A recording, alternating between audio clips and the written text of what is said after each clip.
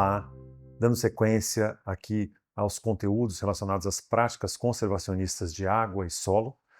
Então aqui estamos iniciando falando um pouquinho sobre os prejuízos da erosão hídrica, né? Então, primeiro, com a erosão hídrica a gente tem perdas de partículas de solo, né? Perda de sedimentos. Então o solo já está sendo ali superficialmente desestruturado, perdendo parte da sua constituição. A gente pode ter a perda de nutrientes químicos, além dos nutrientes já presentes no solo, né? A gente pode perder também os adubos, né, que foram adicionados ali para a produção rural. A gente pode perder também os defensivos agrícolas, né, os agrotóxicos ali que foram lançados naquela área de produção rural. Eles podem estar sendo carreados e não apenas não surtindo efeito ali na própria área da produção, como indo impactar outras áreas, né? A gente pode, então, ter uma redução geral da perda, né, da capacidade produtiva do solo naquela área, elevação dos custos da produção, porque vão ser necessários mais corretivos, fertilizantes, mais né, o uso aí de outros de insumos, né, adição de insumos para a produção rural, e também a gente pode ter um efeito na qualidade das vias, né, ou seja, dos caminhos rurais, ali, das estradas rurais, né? Então, todos esses impactos podem acontecer. E um exemplo, a gente tem aqui uma imagem dos Estados Unidos, né? Isso é uma imagem antiga, mas é interessante aqui, né, para a gente ilustrar. Isso aqui essa imagem mostra a perda de nitrogênio total por área, né, nas bacias hidrográficas continentais, né, interiores aí dos Estados Unidos, né? Então, como a gente pode perceber aí, as bacias que estão pintadas em preto ou em marrom, né, elas mostram aí assim perdas exorbitantes, né, de nitrogênio que foram perdidas das áreas de produção rural e aí, né, atingiram aí os corpos hídricos, né? E aí, além de, então, como a gente colocou, além de perder o nitrogênio do solo, da produção para a produção jogado ali, adicionado para a produção rural, ou mesmo no nitrogênio presente no solo, esse nitrogênio, então, acaba atingindo aí os corpos hídricos. Então, os prejuízos são imensos, né, relacionados à erosão hídrica. E aqui a gente tem um pouco uma noção de valores, né? No estado de São Paulo, o dado já não é bem antigo, né, de 1993, mas temos aí que dos 194 milhões de toneladas de terras férteis erodidas anualmente, 48,5 milhões atingem os corpos d'água, né?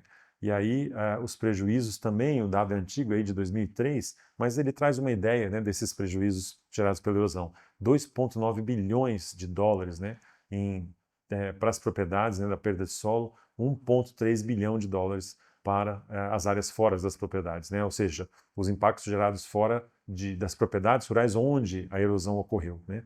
Então a gente tem aí a perda de água, a perda acelerada de água, né, dos territórios das propriedades rurais. A gente pode gerar enchentes, o assoreamento dos mananciais, como a gente já mostrou, e a poluição dos mananciais, né? E a perda aí de nutrientes, né? Cálcio, fósforo, potássio, todos os aditivos aí adicionados, né? Os insumos adicionados para a produção rural. E aí a gente tem essa imagem aí nessa tabela, a gente tem então os valores, né? A estimativa do valor econômico das perdas de nutrientes, né, e matéria orgânica dos solos aí. Então também tem alguns valores aí, são antigos, mas trazem uma ideia para a gente dessas perdas.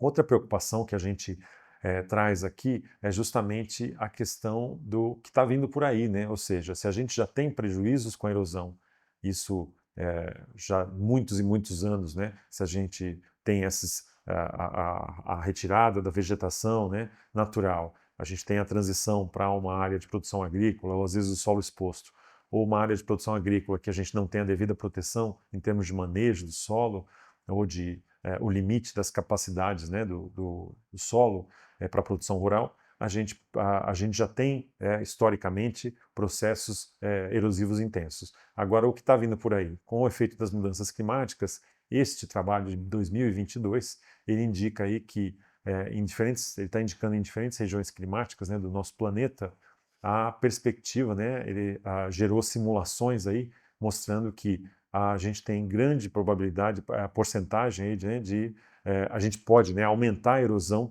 nas variadas áreas do mundo em função das mudanças climáticas, intensificação das chuvas, né, muito, né, muito mais, a gente pode ter muito mais erosão do que a gente tem hoje. Então aí aumentos de 100 a 200% nos processos erosivos. Então Então, ou seja, se a gente quer manter, né, o nosso corpo hídrico, né, a nossa bacia hidrográfica preservada, né, ou conservada, protegida, né, a ponto de a gente manter essa imagem que a gente vê em A aí em cima, né, do corpo hídrico não impactado, e a gente não quer chegar na imagem B, né, o corpo hídrico já cheio de sedimentos, impactado, degradado, né, com as suas margens desbarrancadas, né?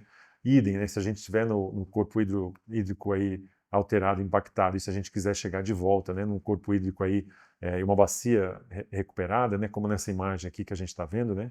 Então, se a gente quiser sair desse nível de degradação da imagem de cima e chegar no nível de baixo, numa bacia revitalizada, a gente tem que implementar as ações necessárias e aí já antevendo a possibilidade ainda da piora, né, das condições de precipitação no futuro e também geração de maior erosão. Então a gente precisa muito trabalhar para que realmente a gente tenha uma bacia que chamamos aí de revitalizada. E aí, pensando no conceito de poluição da água, né, eu trago esse conceito aqui de melhores práticas de manejo, né? O que são as melhores práticas de manejo? São métodos, medidas ou práticas selecionadas e implementadas nas bacias hidrográficas, né, no território das bacias hidrográficas, com a finalidade de atenuar a carga de poluição difusa nos escoamentos superficiais. Então, ou seja, diminuir a poluição que vem com a enxurrada, né, no território das bacias hidrográficas, seja em áreas urbanas ou seja em áreas rurais. Então, hoje em dia, nas áreas urbanas, né, a gente fala inclusive em desenvolvimento urbano de baixo impacto, né?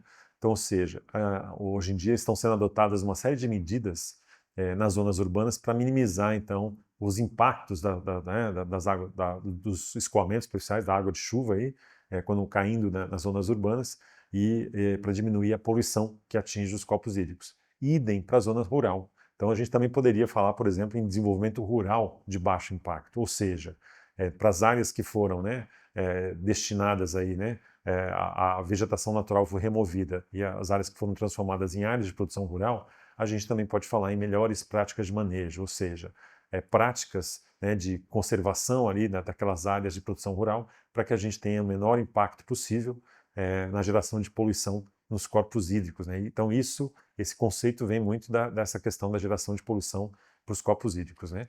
E aí, no controle da poluição difusa em áreas rurais, em relação às melhores práticas de manejo, a gente tem, então, uma série de tipos, né, de práticas aí. Por exemplo, os sistemas de classes de capacidade de uso das terras agrícolas, as práticas de caráter mecânico, né, estratégias de ação para o controle da erosão, práticas vegetativas, práticas edáficas e, inclusive, exemplos aí de pagamento de serviços ambientais na proteção do solo, na proteção das propriedades rurais, como no caso do Programa Produtor de Água da ANA. Então aí são várias desses tipos de práticas ou de medidas que a gente pode chamar de melhores práticas de manejo rurais, por exemplo, que a gente vai estar falando aqui nessa sequência de vídeos então. E aí a gente também traz, né, a gente trouxe o conceito de melhores práticas de manejo na zona rural, a gente também traz esse conceito agora dos princípios, né, da conservação de água e solo. Então, nessa sequência de princípios, o primeiro seria proteger o solo do impacto das gotas de chuva.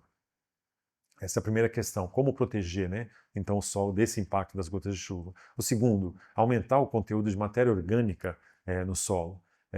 O terceiro, maximizar a taxa de infiltração de água no solo. E, por último, quarto, né, controlar o volume e a velocidade do escoamento superficial. Então, nessa sequência de etapas, que são, né, ligadas ali também às melhores práticas de manejo na zona rural, né? Então, nesses princípios da conservação de água e solo, é que a gente vai ter aí um rol de atividades, de uma série de práticas que vão ser utilizadas justamente para atingir esses 4 princípios da conservação de água e solo. E aí, em relação a essas práticas conservacionistas, né, na revitalização de bacias hidrográficas rurais, né, e a gente tem, eu dividiria então em 4 sequências, como a gente já mencionou. A gente tem, primeiro, a gente conversaremos aqui sobre a questão de capacidade de uso e planejamento conservacionista das terras, a questão da aptidão agrícola, né, e o zoneamento agroecológico, e depois a gente conversa também sobre as práticas vegetativas, edáficas e de caráter mecânico. E aí é interessante nessa figura que a gente vê que cada uma dessas práticas, as vegetativas, edáficas, de caráter mecânico, elas vão ter um efeito maior sobre uma ou outra questão nessa sequência que a gente tinha elencado aqui de princípios da conservação de água e solo. Então, por exemplo, as práticas vegetativas, que a gente vai falar nos próximos vídeos, elas vão ter efeitos nas três frentes aí. Elas vão aumentar, vão gerar um aumento da cobertura vegetal, elas vão gerar um aumento na infiltração de água no solo e elas vão gerar uma redução do escoamento superficial. Já as práticas edáficas, ou seja, práticas que são realizadas, né, nas mudanças nas características, nas condições dos solos, também, que nós vamos falar nos próximos vídeos, elas vão contribuir aí principalmente com o aumento da cobertura vegetal e com o aumento da infiltração de água no solo. Por último, as práticas de caráter mecânico, elas vão ter um impacto maior no aumento da infiltração de água no solo e na redução do escoamento superficial. Então, em conjunto, essas práticas todas aí vão ter uma consequência, um efeito, né, nessas três níveis aí, né, mencionados. E aí, essa escolha das práticas mais adequadas, sejam vegetativas, edáficas ou de caráter mecânico, mas as práticas que mais se adequam a um determinado tipo de solo, a um determinado tipo de área ou de propriedade rural na bacia hidrográfica, ela vai depender de uma análise do clima da bacia hidrográfica, do tipo de solo daquela área que está sendo analisada, a declividade, como a gente já mencionou, a posição daquela área no relevo, tipo de cultura a ser implementado, manejo, condições socioeconômicas também, as possibilidades de implementação de um ou outro tipo de prática.